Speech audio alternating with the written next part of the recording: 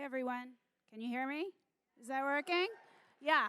I decided I was going to play Sporty Spice to Tina's Posh Spice. So you'll forgive me for wearing our own gear head to toe and presenting a little bit casual.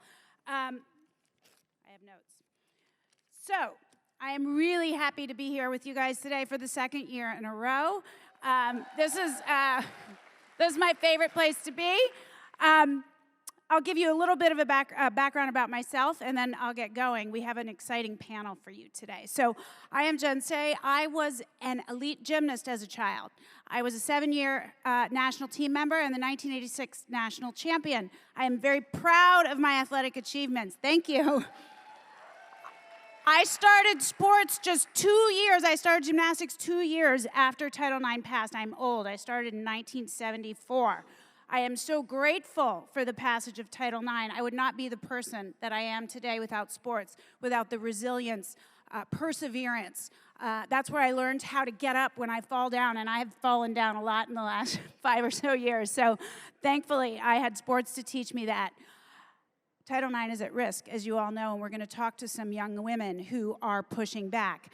Despite the successes I had in gymnastics, it is a really abusive sport. You guys probably know this. That all got exposed with the case of Larry Nassar. Well, I was the first athlete to write about abuse in gymnastics back in 2008. And that was tough. That was tough. It's not easy to go first, as you all know. And I will tell you, just a few months ago, so I wrote that book in 2008. It was a memoir about the abuse I experienced in my sport, about my coaches. A few months ago, my coach was finally banned from the sport of gymnastics. So it takes USA Gymnastics a long time to get to it, and actually they were forced to do it by something called the U.S. Center for Safe Sport. But that's 17 years after I wrote about it. You must persevere. Do not give up. Do not give up. This is not going to be easy. We've had some wins, but you got to keep your eyes on the prize. It took 17 years, and I will tell you this, it was worth it. It was worth the fight because not another child will have to be coached by that man. So after I left gymnastics, I went into fashion. I was a fashion executive for many years. Most of you know probably I got myself good and canceled for standing up for the opening of schools during COVID. I found myself completely ousted from corporate America, and that is how I decided to start my own brand, XXXY Athletics. We're the only brand standing up for the protection of female athletes in women's sports and standing up for fair competition, because every girl deserves to have what I had as a young athlete. The name itself, XXXY, is a statement of material reality. There are two sexes. That's it. If you're a boy, compete in boys. It's not complicated. Who needs a hat? I have one to give away. Okay, I got a bad arm. I got a lot of injuries in gymnastics. I'm going to throw it. It might land right here, right in front. Oh, I did okay. I did okay.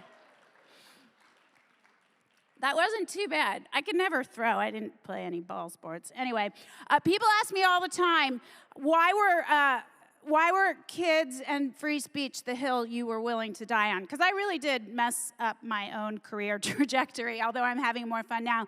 And I look them right in the eye and I say, if you are not willing to die on a hill for truth, free speech, and children, you don't even have a hill. So I know everybody here does. I know you all do, and that's why you guys are here in this room today.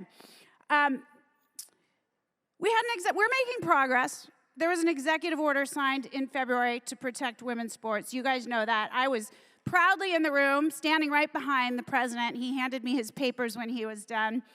But I want to just remind us, and we heard from him earlier, we have made so much progress, but there is a long way to go. An executive order operates with the force of law, but it is not legislation. We need legislation. There is no federal legislation.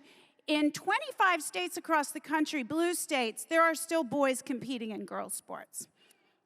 In defiance of the executive order. We need legislation in all of those states. I'm the chairperson for a ballot initiative in Colorado. We need legislation in Colorado.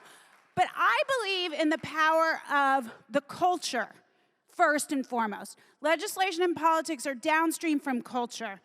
And we, unfortunately, sort of ceded that cultural battle a while ago, and we need to wrest it back with the full force it was taken from us. And that's why I think this brand plays a role, because not everybody wants to stand up at a school board meeting, but everybody can wear a t-shirt at their daughter's soccer game. And every time you do, somebody will lean in. It's going to move the Overton window. Someone will lean in. Someone you might not expect will lean in and say to you, I agree with you.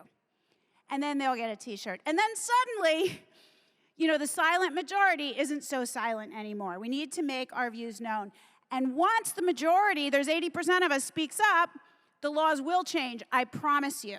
So that's what I do. I'm not a lawyer, I'm not a legislator, I'm not a politician. I believe in driving cultural change, and that's why I started this brand. But you know, I think it's gonna be the unknown young athletes across the country who make a difference in the end. You know who put Larry Nassar in jail? Do you guys know? Yeah, it wasn't the famous ones, though. I mean, I love them, but that's not who it was. It was an army of survivors. There were 500 victims, the ones who came forward first, the ones who testified, the ones who made victim impact statements at his trial were unknown young gymnasts from across the country. They are the army of survivors. That's what they call themselves. And I want to tell you, on this issue of protecting girls' sports, that's who it's going to be. It's going to be an army of high school girls from across the country.